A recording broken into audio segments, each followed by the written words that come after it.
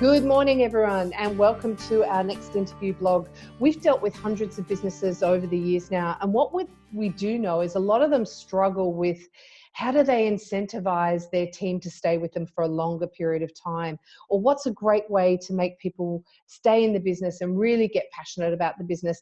And only a very small minority of businesses actually have any sort of incentive schemes for their employees, and let alone a share incentive scheme for them. And I, like many, thought actually that these were tax prohibitive and that you couldn't do that, but I understand that the law has changed. So to discuss this some more, we're thrilled to interview Craig West from Succession Plus. Welcome, Craig.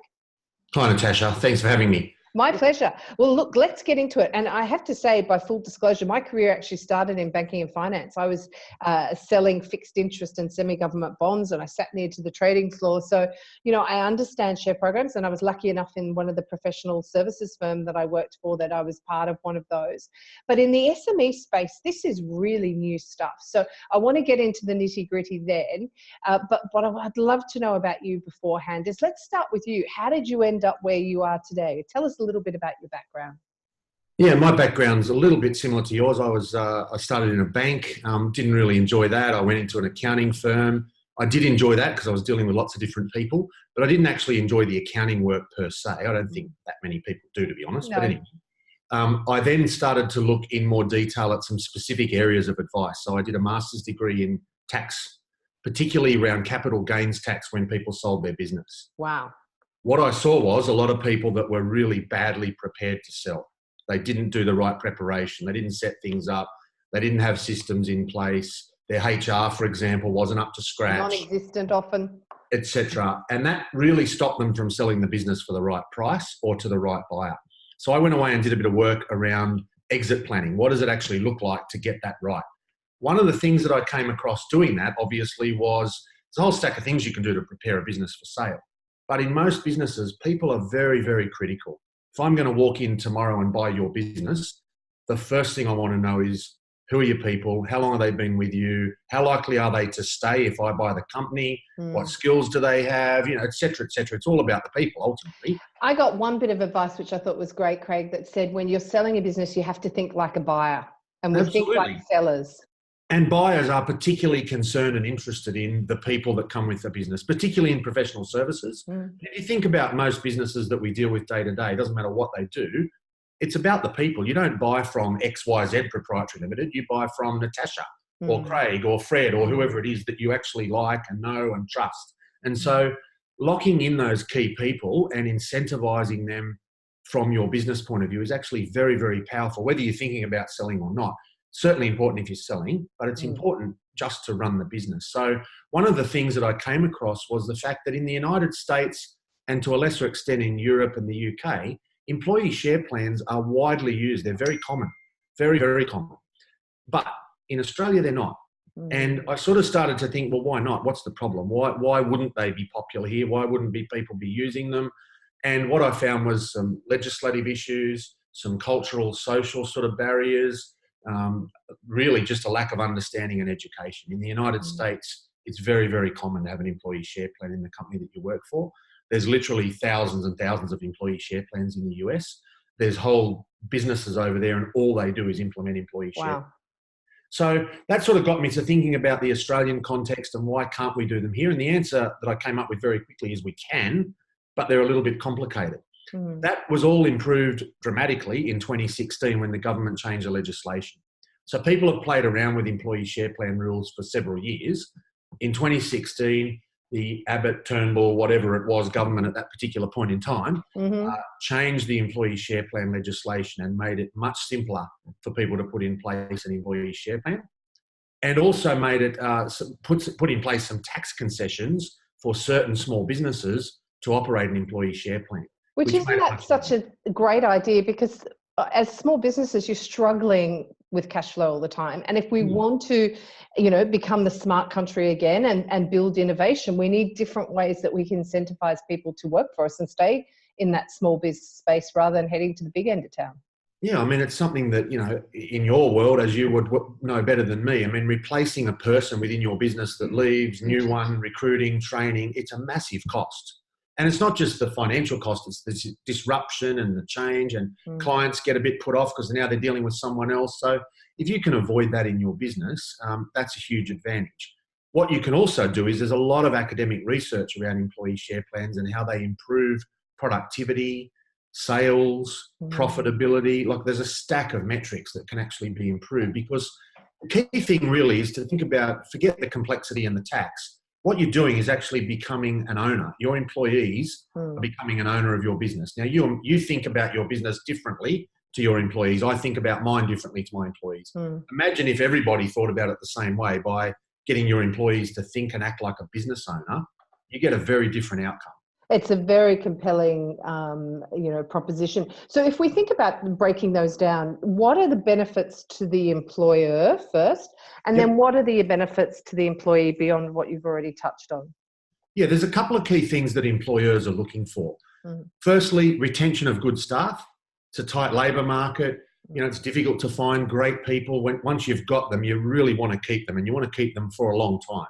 The best businesses, the best performing businesses, have got longevity of tenure of staff. It's a really important factor. And so if you can get that part, that's certainly a benefit for the employer.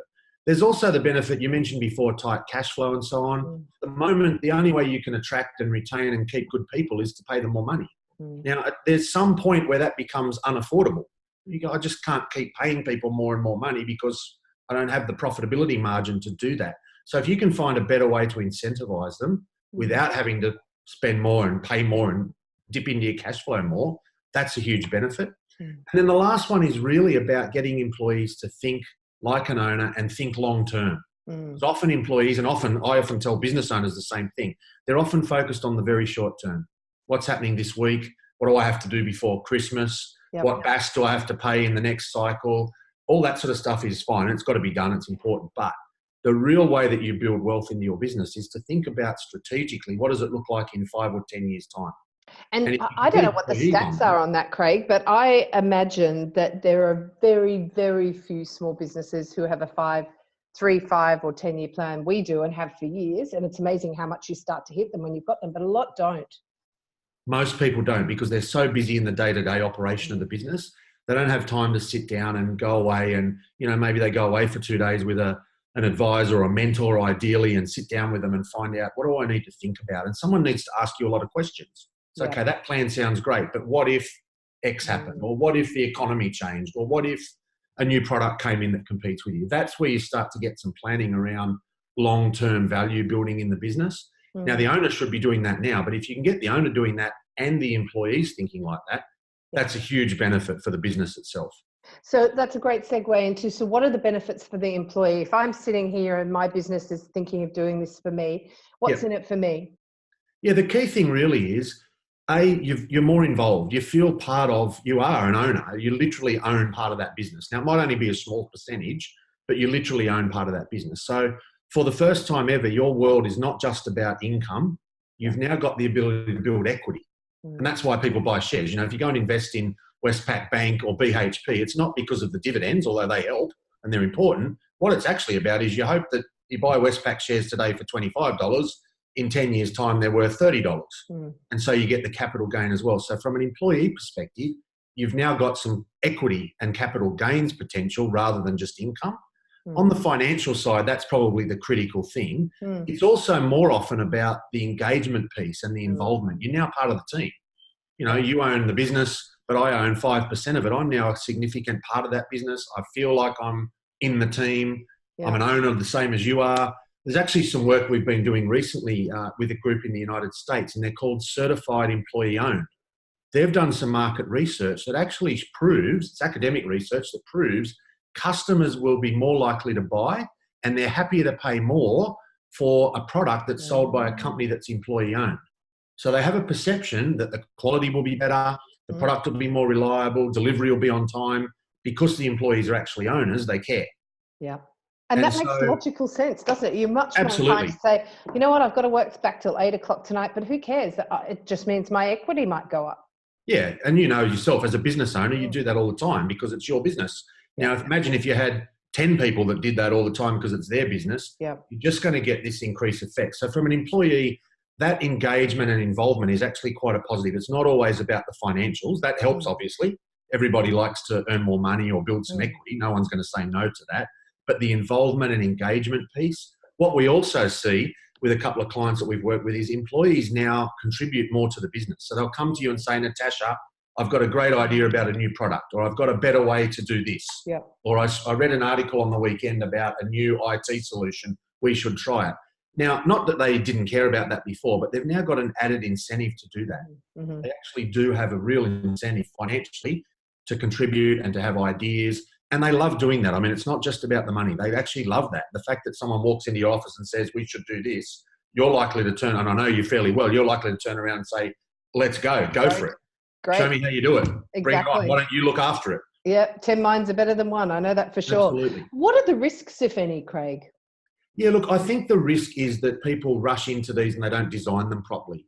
So the key thing is to work out, what are you actually trying to achieve with the employee share plan? And there's a lot of work you can do, and it matches very closely with the sort of work that you do around, the psychometric profiling of teams and how they work better together. That should be part of the employee share plan implementation. I can go and draft up the legal documents and the financial modelling for a share plan in half a day. Yeah. And I can give that to somebody, it'll be okay, but it won't work brilliantly well. What works well is when we educate our employees around how it works. The comments. And it's also about, it's education and engagement. It's also about empowering them to make decisions and do things and get involved. The risks really are if you rush into it and you don't do it well and design it well, you sort of got this thing that's okay. And you see this all the time with bonus schemes. People that have got bonus schemes come to me and say, can you fix this for me because it's not doing what I wanted it to do? And what they wanted it to do was, improve performance, and it didn't do that because there's no match between the bonus scheme and the performance. So you really need to design it to get the outcome you want. Tell me, what about the costs? What sort of ballpark costs for a small business owner, and are there any tax breaks around that? Yeah, look, at the smallest, simplest level, a startup style employee share plan can be as cheap as $6,000. Really? Wow. Yep, absolutely. And they're plans that were that's one of the plans that was introduced back in 2016 by the government. Now, they're called startup plans, but they actually to qualify as a startup, you've got to turn over less than $50 million and you've got to be in business less than 10 years. Yeah. So there's a lot of businesses that you wouldn't really think are startups that would qualify for that. And then if you go to one of the more complicated plans for larger companies, we've got companies where there might be 130 employees and even 40 or 50 of them are in the employee share plan. Those plans are typically $25,000 to set up and manage. And, when you think about the recruitment cost or the replacement cost of just one person, you're well in front. If you prevent one person leaving, you're well in front. Absolutely. What about, tell me, how do you specifically help your clients with share plans? What's the process? Yeah, the process is really about assessing, what problem are we trying to solve or what outcome are you looking for? Now, and people have got all different answers to that. I've actually done an employee share plan in a mining services company who had a safety issue.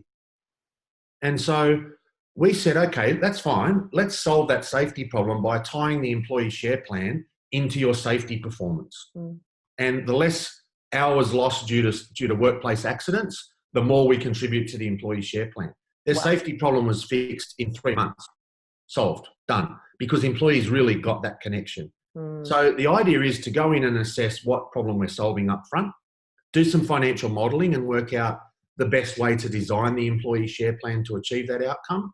And then obviously there's a technical advisory part around the legal documents and the agreements and some of the parameters that you need. That's actually the easy part once you do the design up front.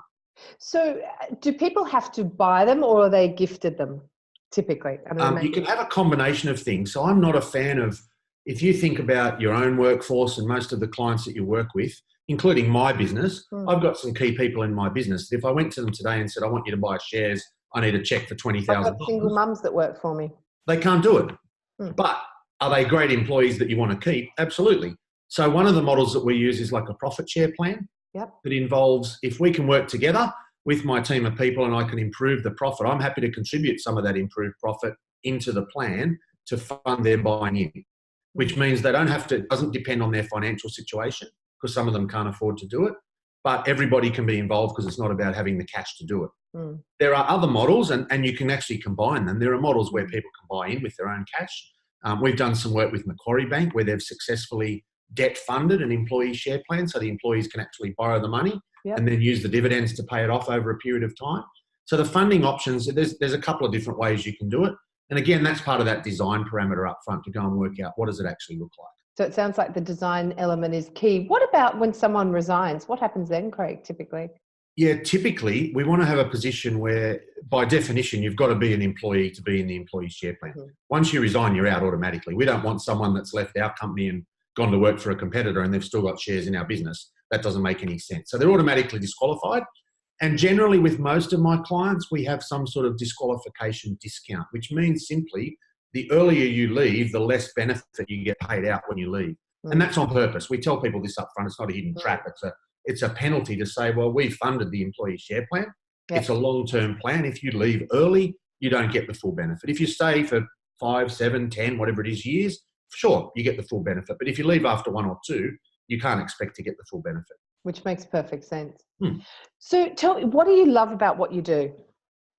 Yeah, quite a few things. But the main thing is I get to meet lots of different business owners. I look at lots of different models, lots of different financial models and businesses, and I enjoy looking and learning and finding out how there's some interesting and sometimes amazing ways that people make money and run a business and provide a service or solve a problem that you don't even know exists until you talk to them. So I find that really enjoyable. I also find it enjoyable to challenge people and question people about what they're doing and why, and work out a way to do things better. I think, when you put these employee share plans in, we've got a number of clients where they've seen significant improvement in the business. And to me, that's a fantastic day out.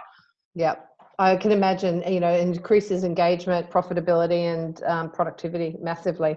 And that would almost cover, I would argue, some of the funding costs of getting it set up. Absolutely. Yeah. Easily. Most of our clients that have set up an employee share plan are well in front financially, and also in terms of employee engagement and just general workplace feel and happiness, it improves substantially. So I read your excellent FAQ document, which I'd love to put in the notes around this. But what's the best way for people to get in touch with you if this is of interest to them, Craig? Yeah, sure. Look, there's a stack of resources on our website. So just successionplus.com.au and have a look. Employee share plans are all over there. There's white papers and all sorts of videos and all sorts of things around employee share plans. And if you've got specific queries, I'm happy to answer emails. It's just cwest@successionplus.com.au. Brilliant.